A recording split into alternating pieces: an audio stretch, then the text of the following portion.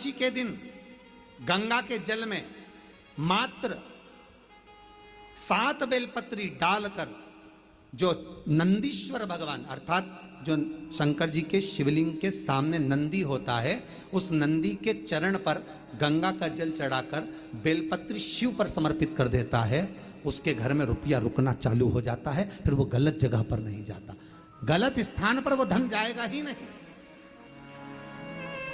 बेटा अगर व्यसन में पड़ा हुआ है, मदिरा पान में पड़ा हुआ है, मांसाहार में, जुए आदि में जा रहा है, तुम्हें लग रहा है कि मेरा बेटा गलत मार्ग पर जा रहा है, ये मित्र दोस्ती गलत हो रही है, वो सही जगह पर आ जाए तो हो रही है।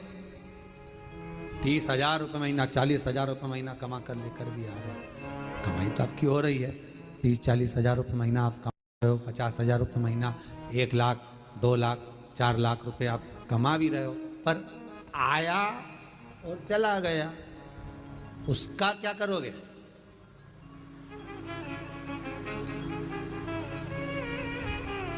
उसका करना क्या है? क्या आप भी स्टॉक मार्केट में इन्वेस्ट करना चाहते हैं पर कंफ्यूज हैं कि कौन सा ऐप चूज करें? Don't worry, download grow. उसका करना क्या है? बहुत सुंदर संवाद है, ध्यान दीजिएगा। जिसके घर में कमाने वाले 2-4 हैं, पैसा तो आ रहा है पर घर में टिक नहीं रहा, डॉक्टर में, पुलिस में, एक्सीडेंट आदि में, कहीं गलत जगह पर व्यसन में अगर पैसा जा रहा है, जुए में, मांसाहार, मदिरा पान, या कहीं आया पैसा आने में कमी नहीं, आ रहा है पर टिक नहीं रहा, रुक नहीं रहा, कोई मांगने आ गया, दे दिया, फिर वहां से अपने पास नहीं आ रहा, अपन कह रहे हैं भैया हमारा पैसा लौटा दो, नहीं आ रहा।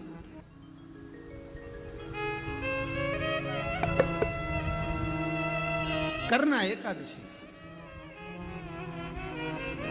कई लोग इसको धन के लिए भी करते हैं, संपदा के लिए। संपदा के लिए अर्थात जिसका व्यापार नहीं चलता, जिसके घर में पैसा नहीं आता, या नौकरी नहीं लग रही, या सर्विस नहीं लग रही, आप अप्लाई कर रहे हो, जगह जगह जाकर इंटरव्यू भी दे रहे हो और पैसा नहीं आ, तो उसके लिए भी प्रयास किया जाता है। पर उसके लिए यहाँ पर जो धन के लिए करते हैं, उसके लिए विष्णुपदी के लिए करते हैं। मतलब जैसे गंगा के जल में तुलसी के 11 पत्ते डाले जाते हैं।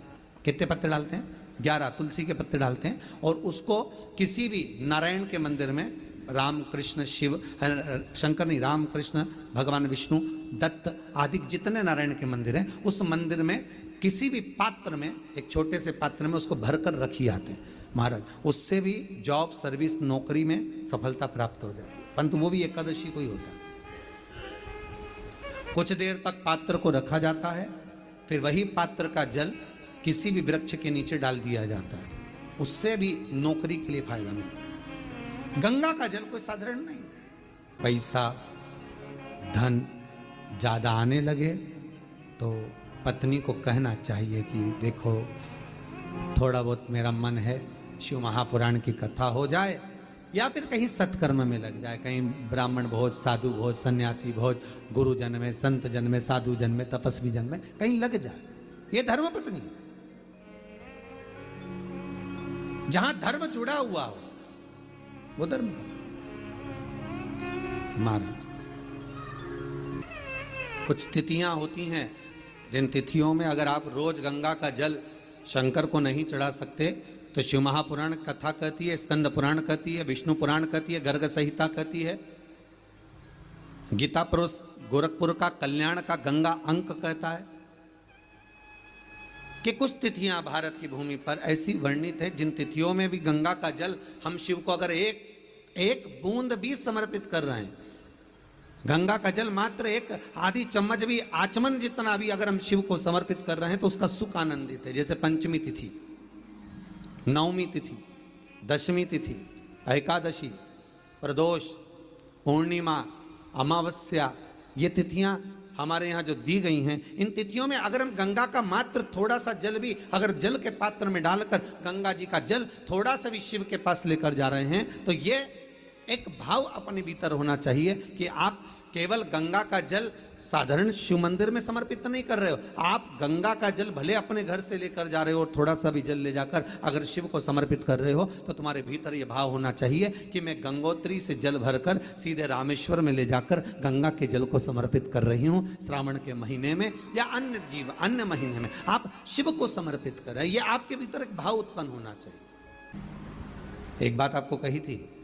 गुरु महिमा में, कि घर से जब निकला करो ना तो भगवान देव अधिदेव महादेव का नाम लेकर श्री शिवाय नमस्तुभ्यम।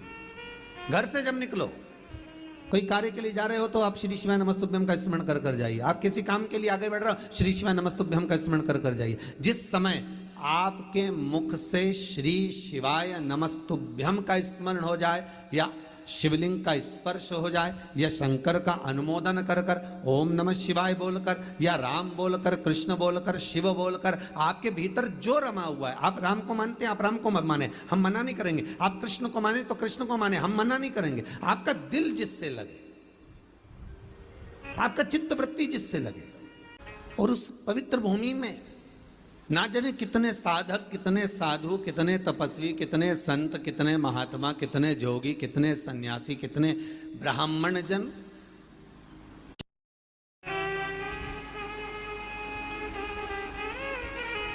पवित्र भूमि,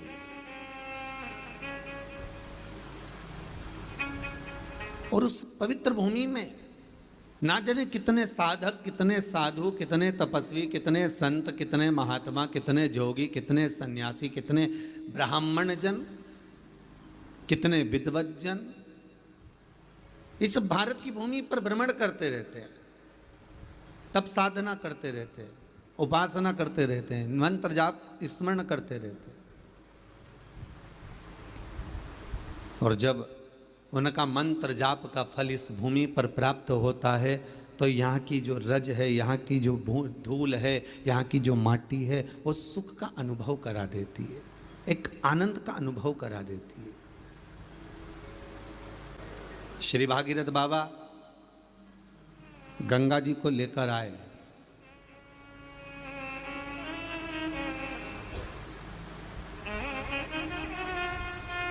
भागीरथ बाबा तो गंगा जी को लेकर आए 60,000 काकाओं के उद्धार के लिए,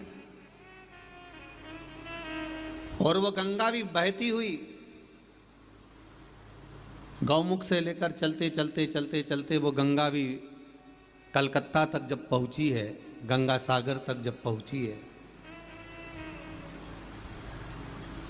तो उसके घाट पर, उसके तट पर, गंगा महारानी के किनारे पर जितने जितने भक्त, जितने साधु, जितने सन्यासी, जितने साधक, जितने उपासक, जितने जीव रह रहे हैं, ये गंगा उनका कल्याण कर रही है। और जो उसकी शरणागति में जा रहा है, गंगा उसका उद्धार कर रही है। गंगा किसको संवारती है?